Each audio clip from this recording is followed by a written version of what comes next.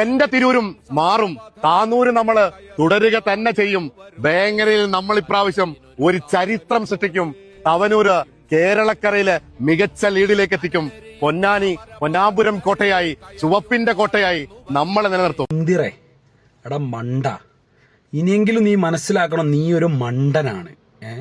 നീയാണ് നിന്റെ കുറെ നീ ഇത് ഫേമസ് ആവാൻ വേണ്ടി ചെയ്യുന്ന സംഭവം കേട്ടോ. ഞാൻ മനസ്സിലാക്കുന്നത് ഇത് എന്നെ പോലുള്ള കുറച്ച് ആൾക്കാർ എന്തെങ്കിലും ഒരു റിയാക്ഷനൊക്കെ ആയിട്ട് വരുമല്ലോ, ഇവനെതിരായിട്ട് സംസാരിച്ച് വരുമല്ലോ. അതായത് ചത്ത് ചീഞ്ഞ് ഫേമസ് ആവാലോ, ആ രീതിയിലുള്ള ഫേമസ് ആണ് ഇവൻ ഉദ്ദേശിക്കുന്നത് എന്ന് എനിക്ക് മനസ്സിലായത് അതാണ്. ഇതുപോലെ വിടുവായിത്തരങ്ങൾ പറയണത് എന്താ പറയണേ? കേരളത്തിലുള്ള ജനങ്ങൾ ഇത്രയും കാലം അനുഭവിച്ചൊക്കെ ജനങ്ങൾ അങ്ങ് മറക്കുന്നതാണോ നീ പറഞ്ഞു കൂട്ടുന്നത്?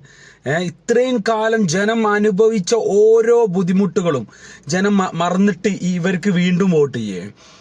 അങ്ങനെയാണോ ഉദ്ദേശിച്ചിട്ടുള്ളത്? ഇത് കണ്ട സമയത്ത് റിയാക്ട് ചെയ്യണമെന്ന് തോന്നാൻ കാരണം എന്താണെന്നറിയോ? നിന്റെ ആ മുഖത്തുള്ള ഭാവങ്ങൾ, നീ ഇങ്ങനെ പറയുന്നുണ്ടല്ലോ, നമ്മൾ എടുക്കും, നമ്മൾ തുടരും, നമ്മൾ നീക്കും മാക്കും എന്നൊക്കെ നീ ഇങ്ങനെ ചിലക്കുണ്ടല്ലോ. നീ ആലോചിക്കേണ്ട ഒരു കാര്യം എന്താണെന്നറിയോ? നീക്ക് ഇതിനെക്കുറിച്ച് യാതൊരു ധാരണയില്ല.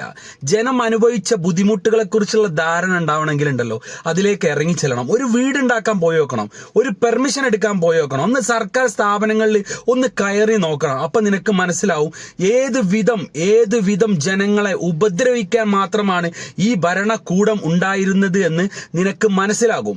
ഇനി അങ്ങോട്ടുള്ള വർഷങ്ങൾ ഉണ്ടാവല്ലോ, ഇനി കോൺഗ്രസിന്റെ ഭാഗത്താണ് മോശമായിട്ട് പറയുന്നത്. ഈ പറയുന്ന ഞാൻ തന്നെ അന്ന് ജീവനോടുണ്ടെങ്കിൽ നമ്മൾ തന്നെ എതിർത്ത് പറയും.